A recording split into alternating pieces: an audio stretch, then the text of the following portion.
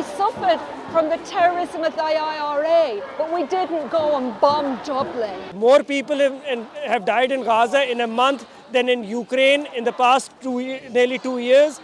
So there is no justification for this war. On Israel's side of things, they might say, well, actually, we need to have the release of hostages in order to have some sort of security for having a ceasefire. Yes, what are no, your absolutely. thoughts on that? So, look, all ceasefires are negotiated. I think it has to be about a complete end of bombardment of Gaza, an end of rocket attacks from Hamas on Israel, a negotiated release of prisoners that that Israel holds, and a release of all hostages. The important thing is all for all. The first question always is, do you condemn Hamas? I am, quite frankly, personally, I am so done with this question. Because where were you for 75 years when Israel was doing the exact same? A lot of people have made this about Hamas. Look, what they've done on 7th of October, no one's praising them for it because innocent people died. But Hamas has only been there for 15 years. We've had previous before that. We've had ceasefire, we've had agreements. Who keeps breaking them? I don't understand. Israel going into Gaza has been a direct result of Oh, October the hostages, 7th. listen, any innocent people, regardless of what side they're from, they should be released. But in war or in conflict, you'll always want something in bargaining in return for it. But if you're going to keep bombing them, that's not the way of asking for your hostages to be freed. I guess in response, Israel will say, well, you know, if October the 7th happens again, you know. Yeah, but the question, how are we going to stop October 7 happening again? Is to implement the two-state solution.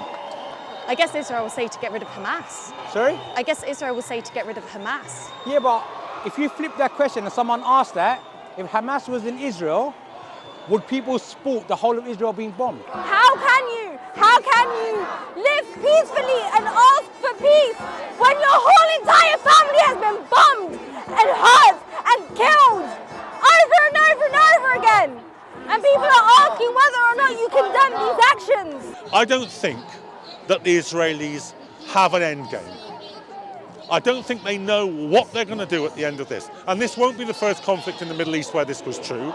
The Americans didn't have an end game in Iraq, and it ended up with the total destruction of that country. And by the way, with a pro-Iranian government in charge at the moment.